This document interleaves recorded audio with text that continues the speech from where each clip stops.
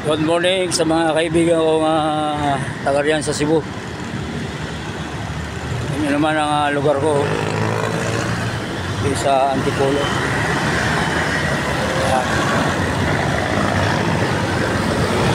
Yung LRT dito lang siya, hindi pa siya nakakarating doon sa taas bundok. Yun, yung natatanong nyo guys, ito yung dulo, pagbiyayang ano to, Isitan rito.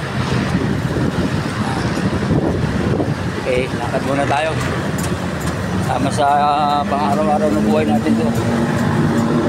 Maglakad para humaba ang buhay. Lakad, lakad. Yan, nakikita nyo, yan o.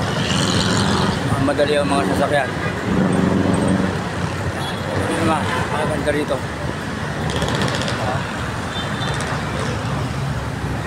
Ito naman yung papuntang city proper ng Antipolo. Ayan yung daan na yan. Oh, si Haring Araw kasalukuyang humingiti na. Hindi lang ang sikat niya. Ito naman yung daan papuntang Marikina City. Oh, hello Coco. Tawanan mo ako Parang alam mo na, pipicturean kita. Batang Yabo. Si Haring Araw, good morning sa'yo. Oh, ano naman nga nakakasangas mo dyan? Agad. Ang telpo ko nga Hira ka Hindi naman niya ako narinig. Oh, makapagsugo muna. Alang wala akong makakasama. Yan, 5 lang Okay.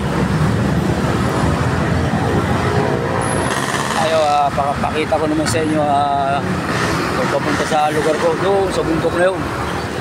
Oh, doon, tatanong yung bundok na yun. Doon ako uwi.